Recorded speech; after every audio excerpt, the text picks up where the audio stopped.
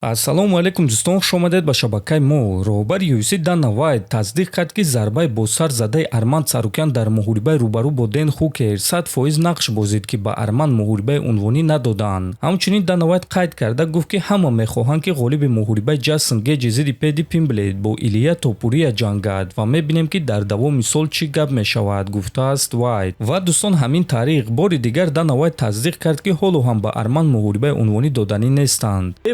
дар шаҳри Москва ширкати шифофармо ба шумо пешниҳод мекунанд. ҳамчунин доруҳои гиёҳӣ барои қадро баланд кардан, барои мӯи сар вариш баровардан, барои фарбе ё хароб шудан, барои меъда, гурда, писариазм ва витилигоро низ пешниҳод менамоянд. боварӣ надоред, худи ҳозир ба номерҳои дар рӯи экран буда занг занед. Шифофармо дар хизмати шумо. топови ҷангори вазни сабук UFC Майкл Чендлер дар муҳорибаи асосии турнири UFC 324 ки байни Ҷастин Гейҷи ва Пэдди Пимблейд мегузарад, прогнози худро дод. Ҷастин Гейҷи аз рӯи техника, аз рӯи таҷриба ва умуман ҳамчун ҷангвар зӯртар аст, лекин Пэдди Пимблейд аз оне ки одамон фикр мекунанд хеле хубтар аст. аз рӯи прическаи ӯ, тарзи гап задани ӯ ва сатҳи рақибони Пэдди, одамон ӯро на он қадар ҷиддӣ қабул мекунанд, лекин ӯдастони дароз, зарбаҳои хуб бо пойҳо дорад ва ӯ дар актагон хеле босабр аст. аммо Гейҷи ваҳшии тамоман дигар аст. аз ҳамин сабаб агар ки яктои онҳоро интихоб кунем, пас ман Ҷастин Гейҷиро интихоб мекардам. ӯ Пэддиро шикаст дода чемпиони муваққатӣ мешавад, абад Топурияро шикаст дода чемпиони доимӣ мешавад. Гейҷи шахсе ҳаст ки роҳи дарозро тай кардааст ва дар анҷоми карьера ӯро бо камарбанд дидан мехоҳам, гуфтааст Чендлер. ногуфта намонад ки муҳорибаи онҳо аллакай рӯзи 25 январ дар аввалин турнири соли 2026 баргузор мегардад, лекин пеш аз ин мо шуморо пресс-конференсия, маросими вазнкашӣ ва муҳорибаи рӯбарӯ интизор аст. довталаб барои камарбанди вазни ним сабуки UFC Диего Лопес ният дорад ки дар реванш Волкановскиро ба нокаут равон кунад.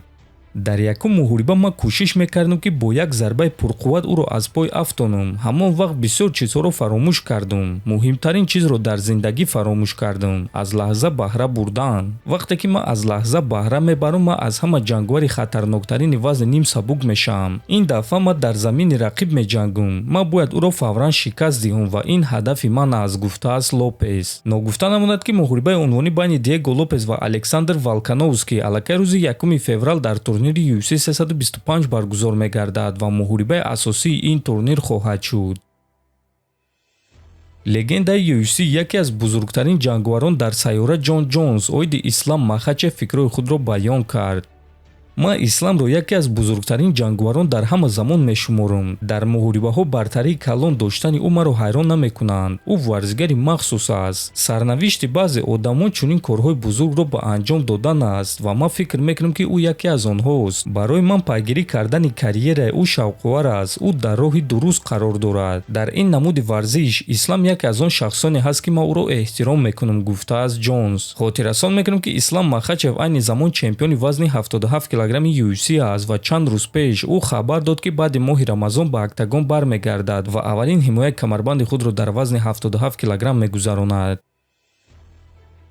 ҷангвари вазни 61 кг UFC Якуб Виклач муҳорибаи худро зидди Муин Гафуров тасдиқ кард. ӯ ана ҳамин аксро дар саҳифаи расмии инстаграми худ нашр карда навишт ки ман ба Вегас бармегардам, рӯзи 7 феврал вом мехӯрем, навиштааст Виклач. ва чӣ гуна ки дар ин акс дида мешавад, Виклач зидди Гафуров навишта шудааст. ногуфта намонад ки муҳорибаи онҳо дар турнири UFC Fight Night мегузарад ва шаби 7 ба 8 феврал баргузор мегардад. барои Виклач ин дуюм муҳориба дар ташкилоти UFC мешавад. ана барои Муин бошад панҷум муҳориба. дар ҳамин ҷо дӯстон, навори мо ба анҷом мерасад. фикру ақидаҳотонро нависед. ҳатман дар YouTube канали мо обуна шавед. то боздид, хонободу сарбаланд бошед.